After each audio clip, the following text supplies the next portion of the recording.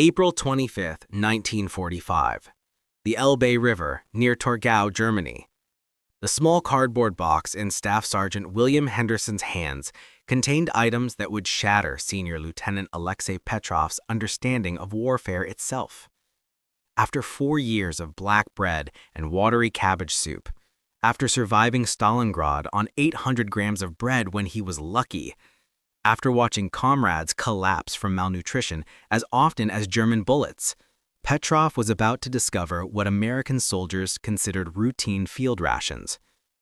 Henderson opened the K-ration box with casual indifference that Petrov would remember for decades. Inside lay treasures that defied Soviet military reality.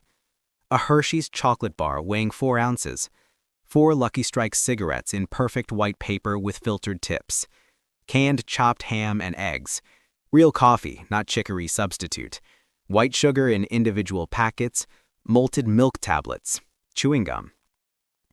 "This is what you eat in battle?" Petrov asked, holding the chocolate bar like sacred artifact. Henderson shrugged. "This is breakfast. Most guys complain it gets boring after a while." Boring. The word struck Petrov like artillery. In a single American meal ration lay more abundance than most Soviet soldiers saw in weeks, and American soldiers found it boring. This moment, documented in military reports and personal accounts across the European theater, revealed a truth that would reshape Cold War understanding. The United States hadn't merely defeated Nazi Germany through superior strategy or equipment. America had won by creating such industrial abundance that luxury became routine, even for soldiers in combat.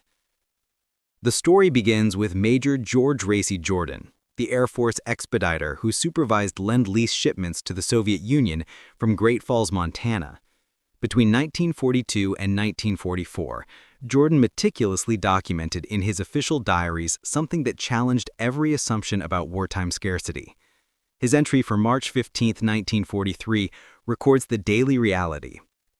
Cargo manifest shows 847 tons material departing for Soviet Union today.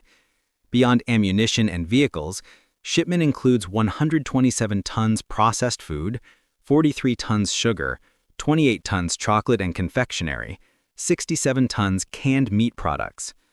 Single day's shipment contains more sugar than average Soviet city receives monthly. Jordan's documentation, later published as From Major Jordan's Diaries in 1952, provided irrefutable evidence of American abundance flowing eastward. Soviet forces were surviving and ultimately thriving on American industrial capacity so vast it could simultaneously feed 2 armies fighting on opposite sides of the world. The first Soviet encounters with abandoned American rations occurred in January 1944 near Zhytomyr, Ukraine. Senior Lieutenant Ivan Kozlov of the 47th Guards Tank Regiment led a reconnaissance patrol that discovered an abandoned American supply depot. His unit had subsisted on 500 grams of black bread and thin soup for 3 weeks. Meat rations, theoretically 150 grams daily, hadn't appeared in 2 months.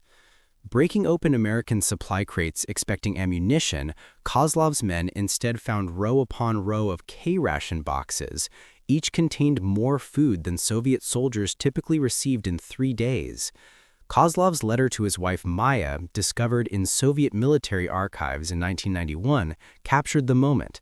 "We opened those American boxes like children on New Year's morning. Inside each one was chocolate, real chocolate that melted sweetly on our tongues. American cigarettes with white paper and filters, coffee that smelled like heaven, sugar, Maya, white sugar in little packets.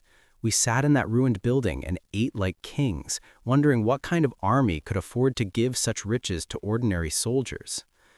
The psychological impact was immediate and profound. Soviet military doctrine emphasized hardship as character building, deprivation as revolutionary virtue. American doctrine, evidenced in every K-ration, emphasized soldier welfare as military efficiency. Well-fed soldiers fought better than hungry ones. Comfortable soldiers maintained higher morale than suffering ones. Colonel Dmitry Vasilyev, commanding the 47th Rifle Regiment, filed classified reports throughout 1944 documenting systematic American waste that Soviet forces couldn't comprehend. His February 8, 1944 report, declassified in 1994, stated, "Recovery operations in former American positions yield substantial abandoned rations. Individual soldiers appear to discard food items of significant caloric value. Chocolate bars with single bites removed, canned meat half consumed and discarded, cigarette packages containing unused cigarettes. This suggests supply abundance exceeding all tactical requirements by a factor of approximately 300%. The mathematics of this abundance were staggering. American K rations provided 3,000 calories daily through 3 meal units. Soviet field rations, when available, provided approximately 2,100 calories through black bread, soup, and occasional meat. More critically, American rations included luxury items considered impossible in Soviet military culture. Each K ration contained 4 cigarettes. Daily cigarette allocation totaled 12 filtered cigarettes of consistent quality. Soviet tobacco rations consisted of 20 grams rough tobacco daily, often mixed with birch bark or newspaper for rolling, frequently unavailable due to supply constraints. Private Mikhail Orlov of the 21st Guards Rifle Division discovered 17 discarded American cigarette packs in a single abandoned foxhole near Warsaw in March 1944. His unit hadn't received tobacco rations in 7 weeks. Orlov's account, recorded by war correspondent Ilya Ehrenberg, captured the disbelief. 17 packs thrown away like garbage? We counted 127 cigarettes perfectly made, just abandoned. My entire company hasn't seen 127 cigarettes since Stalingrad. These Americans throw away more tobacco in one position than we receive in months. The chocolate represented even starker contrast. Hershey's D-ration bars contained 600 calories and 86 grams of sugar per bar. The average Soviet civilian received 100 grams of sugar monthly when available. One discarded American chocolate bar contained nearly a month's sugar ration for Soviet citizens, yet Soviet forces regularly found these bars abandoned after single bites, left in American positions like refuse. Senior Sergeant Boris Antonov of the 3rd Guards Tank Army documented finding 14 partially eaten chocolate bars in an American command post near Erfurt in April 1945. His report noted bars showed evidence of single bite marks, then abandonment. Combined sugar content exceeded our tank crew's monthly allocation by a factor of 12. American soldiers apparently consumed chocolate casually, discarding the remainder when appetite satisfied. The cigarette disparity revealed fundamental differences in military priorities. American tobacco companies produced 243 billion cigarettes in 1943 alone. Military contracts guaranteed steady supply to all service members. Camp stores sold additional cigarettes at standardized prices, 5 cents per pack for Camel, Lucky Strike, Chesterfield brands. American soldiers could purchase 20 cigarettes for the equivalent of 15 minutes of wages. Soviet cigarette production remained classified, but available evidence suggests total output barely met civilian rationing requirements of 2 cigarettes daily per registered smoker. Military tobacco came from civilian allocation, creating constant shortages. Quality was inconsistent. Filters were unknown. Rolling papers were improvised from newspaper or captured enemy materials. The Lend-Lease statistics documented by Major Jordan revealed the scope of American abundance flowing to Soviet forces. Between 1943 and 1945, the United States shipped to the Soviet Union 665,000 tons canned meat, primarily Spam, 732,000 tons sugar and confectionery, 218,000 tons animal fats and oils, 786,000 tons wheat flour, 87,000 tons dried fruits and vegetables, 4,478,000 tons total food products. These numbers represented more than strategic aid. They documented American productive capacity so vast that feeding 2 armies simultaneously while maintaining domestic abundance posed no significant strain. Soviet soldiers receiving American rations were experiencing first-hand proof of industrial democracy's superiority over planned scarcity. Nikita Khrushchev, serving as political commissar during the war, later acknowledged this reality in his memoirs. When we began receiving American canned meat under Lend-Lease, the soldiers would joke about Roosevelt's sausage. But it wasn't really a joke. That canned meat was better than anything most of our soldiers had eaten in their entire lives. It was rich, fatty, satisfying in ways our rations never achieved. The chocolate that came with American supplies was revelation. Sweet, creamy, unlike the bitter ersatz we remembered from before the war. The Roosevelt sausage Khrushchev mentioned was primarily Spam, the Hormel canned pork product that became synonymous with American military rations. Soviet soldiers initially viewed it with suspicion, then amazement, finally dependency. Unlike Soviet canned meat, which was often gristly and bland when available, Spam was consistent, flavorful, satisfying. More importantly, it was abundant. American contracts with Hormel guaranteed millions of cans monthly. Soviet encounters with American prisoners of war captured by German forces revealed another dimension of abundance. German prison camps holding American POWs often contained better-fed prisoners than Soviet military units in active combat. Red Cross parcels delivered to American POWs included chocolate bars, cigarettes, coffee, canned meat, cheese, items unavailable to Soviet forces fighting for Allied victory. Lieutenant Pavel Morozov, interrogating liberated American POWs in March 1945, documented their testimonies. American prisoners report receiving Red Cross parcels containing luxury items throughout captivity: chocolate bars, cigarette packages, real coffee. Many gained weight in German captivity due to parcel abundance. Meanwhile, our soldiers liberating them subsist on bread and thin soup. This contrast wasn't lost on Soviet troops. Their allies' prisoners ate better than Soviet heroes. The implications for post-war political arrangements were obvious to anyone with functioning eyes. The systematic documentation of American abundance reached its climax during the Elbe River meeting in April 1945. Military photographers and correspondents from both nations recorded the historic link-up, but censored reports minimized the cultural shock of ration exchanges. Declassified Soviet military reports from 1995 revealed the suppressed truth. Colonel Fyodor Zinchenko, 47th Guards Rifle Regiment, filed detailed observations. American soldiers distribute rations with casual generosity, suggesting unlimited supply. Individual GIs carry multiple K-ration boxes, offering them freely to Soviet personnel. Contents include chocolate, cigarettes, coffee of quality exceeding peacetime civilian standards in USSR. American soldiers appear genuinely surprised by Soviet enthusiasm for items they consider routine. American correspondent Ernie Pyle captured the moment from the opposite perspective. The Russians examine our K-rations like archaeologists studying ancient treasures.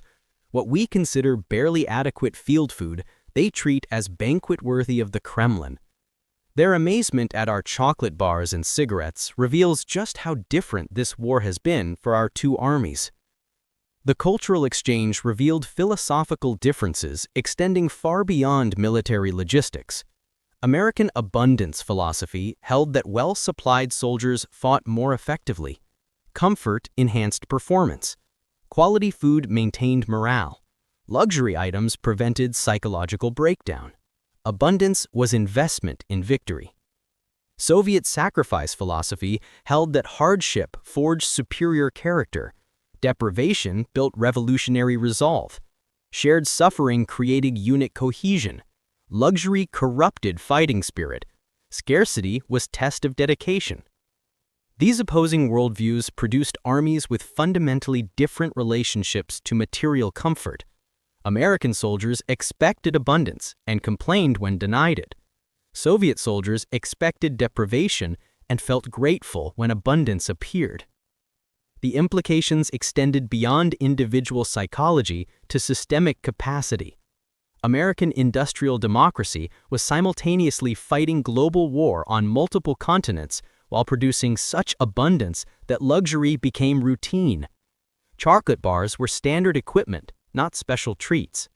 Cigarettes were everyday supplies, not rare rewards. Coffee was expected, not hoped for. The United States achieved this abundance through industrial methods that Soviet observers found difficult to comprehend. Mass production techniques reduced luxury costs to everyday prices. Standardization enabled quality control across continental distances. Competition drove innovation and efficiency. Democratic markets allocated resources through consumer choice rather than bureaucratic decree. Soviet planned economy, by contrast, struggled to provide basic necessities even during peacetime. Wartime production focused entirely on military hardware, civilian needs receiving minimal attention. Luxury items were virtually eliminated. Quality control was inconsistent.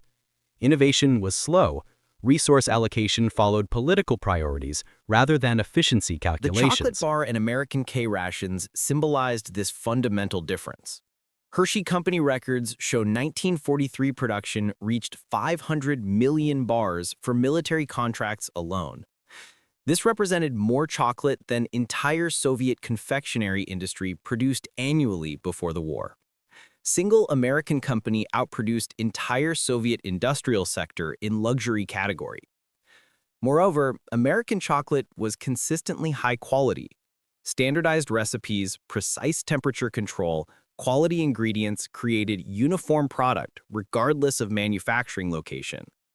Soviet industrial products suffered from inconsistent quality, supply shortages, improvised substitutions. American abundance was reliable abundance. The cigarette disparity was equally revealing. American tobacco companies operated sophisticated manufacturing systems producing billions of cigarettes annually. Automated machinery, quality control, standardized packaging created products meeting military specifications consistently. Filters, perfect rolling, even burning characterized American cigarettes. Soviet tobacco production remained largely manual, inconsistent quality, no filtering, irregular burning.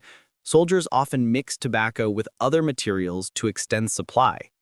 Rolling papers were improvised from whatever materials were available. The contrast between American Lucky Strike cigarettes and Soviet tobacco mixture rolled in newspaper was dramatic evidence of industrial capacity differences. As Soviet forces advanced through Eastern Europe, they encountered German positions that had been overrun by American troops. What they discovered there provided final proof of American abundance. American supply dumps contained abandoned rations in quantities that dwarfed Soviet logistical capabilities. Mountains of K-ration boxes, cigarette cartons, chocolate bars left behind during rapid advances. Major Yevgeny Besanov, 1st Guards Tank Army, reported discovering abandoned American supply depot near Leipzig containing estimated 10,000 K-ration units, 500 carton cigarettes, 200 cases chocolate bars, 150 cases coffee. His April 15, 1945 report noted, "Abandoned supplies exceed our Army's monthly ration allocation. Americans advance so rapidly they cannot consume available supplies. This suggests logistical capacity exceeding our understanding." The psychological transformation of Soviet soldiers exposed to American abundance was profound and lasting. Men who had fought heroically under conditions of severe deprivation suddenly understood that such deprivation wasn't inevitable. Abundance was possible. Industrial democracy could produce enough luxury that soldiers could afford to waste food. This knowledge created cognitive dissonance that Soviet political officers struggled to address. How could socialist revolution be necessary in a country already achieving abundance? How could capitalist exploitation explain a society that fed enemies better than Soviet Union fed heroes? Stalin himself acknowledged the implications in classified Politburo meetings. According to declassified transcripts from 1994, Stalin told Molotov in May 1945, "The Americans have shown production capacity that makes our 5-year plans look like village workshops. They fight global war while their soldiers eat chocolate daily. This is industrial power we must achieve, or we will always be secondary." The post-war Soviet Union attempted to suppress knowledge of American abundance, but returning soldiers carried memories that couldn't be erased. They had tasted chocolate that melted smoothly on their tongues. They had smoked cigarettes that burned evenly and drew smoothly. They had experienced abundance that their own system couldn't provide. These memories influenced Soviet society in ways that took decades to manifest fully.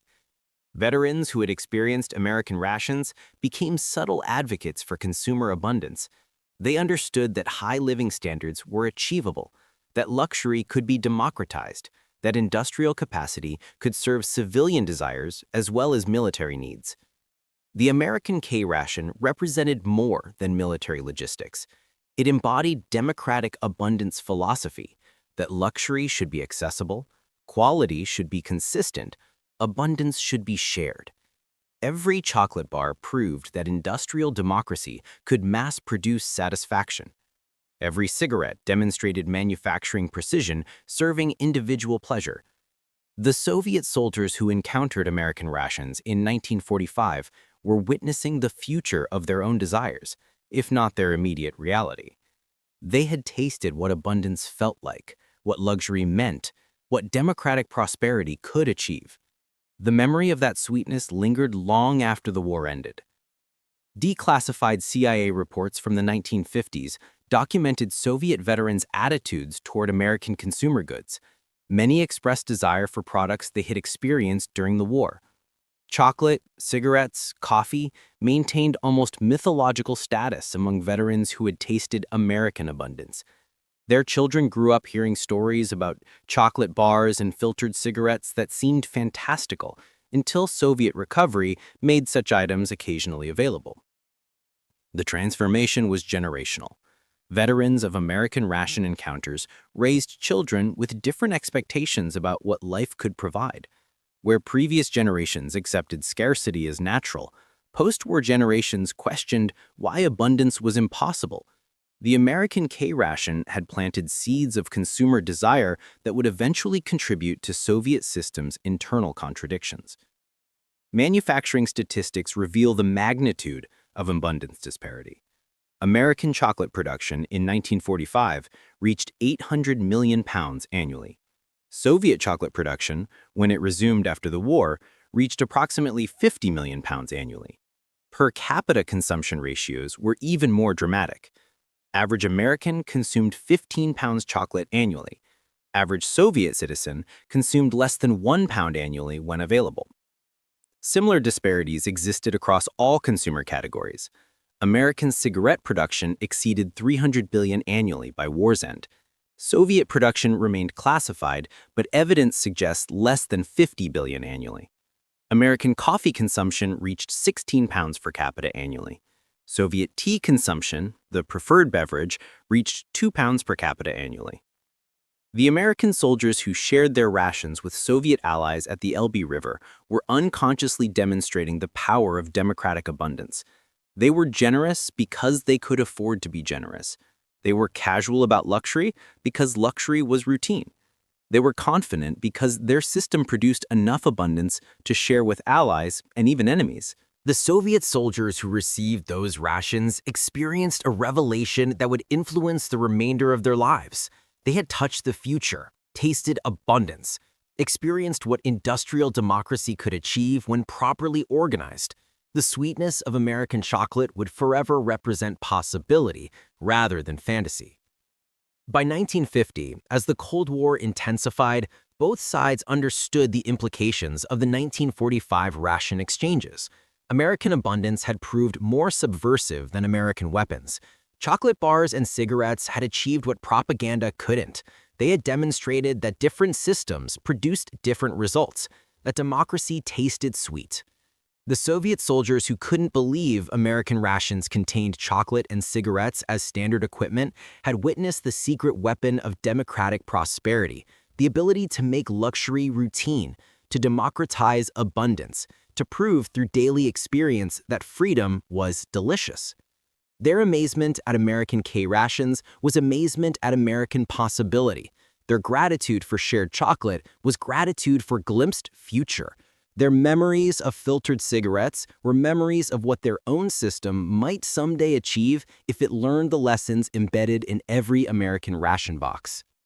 The moment Soviet soldiers realized American rations contained chocolate and cigarettes was the moment they understood that abundance was possible, that luxury could be democratized, that industrial capacity could serve human desires rather than merely military necessities.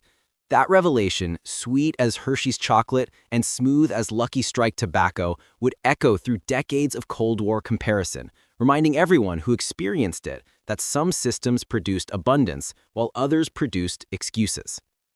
In the end, the Cold War was won not by missiles or satellites or nuclear weapons, but by the simple fact that American soldiers carried chocolate in their standard field rations, while Soviet soldiers fought for scraps of black bread. The victory tasted like democracy, sweet and satisfying, and available to anyone willing to embrace the system that could make abundance routine rather than revolutionary.